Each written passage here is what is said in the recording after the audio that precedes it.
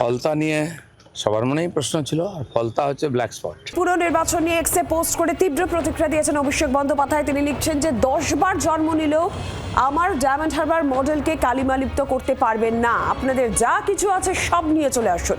আমি চ্যালেঞ্জ করছি সারা ভারত ফলতায় আসুক। দিল্লির কোনো এক শক্তিশালী গডফাদারকে পাঠান, যদি ক্ষমতা থাকে ফলতায় ভোটে লড়ুন। পোস্ট তৃণমূল সর্বভারতীয় সাধারণ সম্পাদকের।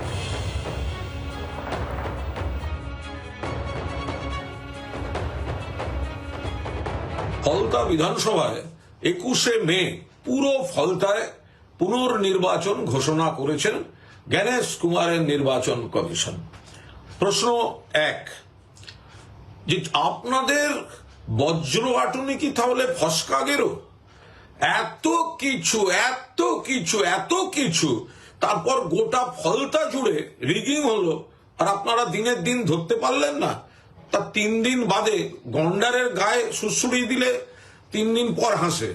তো আপনাদের কি এত রিগিং হলো যে ডে অফ ইলেকশন ধরতে পারলেন না? প্রশ্ন 2, আপনাদের মুজরো সিংহাম, তো সে তো এত ডায়ালগ, তো সে দাঁড়িয়ে রইল, আর এত রিগিং হলো, তো ওকে আগে সাসপেন্ড করুন, তাহলে ও কেন পার পেয়ে যাবে?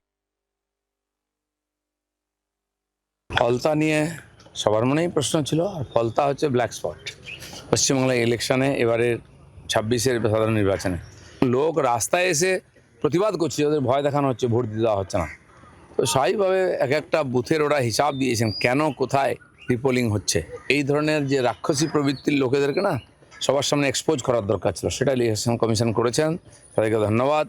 বাংলার মানুষ বহুদিন এগুলো সহ্য করেছেন, ফলতার মানুষ বহু বছর ভোট দিতে পারেনি, এবারও ভোট থেকে আটকাবার চেষ্টা হয়েছে, তার সমাধান বার করেছে।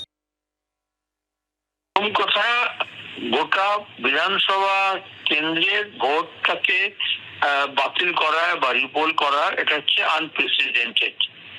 কিন্তু বুঝতে হবে কেন এটা হলো।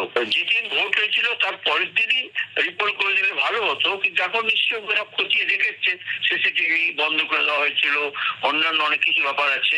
এবং এখন এটা একটা অভিষেক ব্যানার্জির গালে একটা সপাটে চড়, এবং রাজ্যের তৃণমূল কংগ্রেস কি লুটে রাজত্ব করেছে সেটা একটা প্রমাণিত হয় যে কিভাবে ভোট গণনা হবে গোটা 293টা আসনে, কিন্তু তখনও ফলতার ভোটটা হবে না।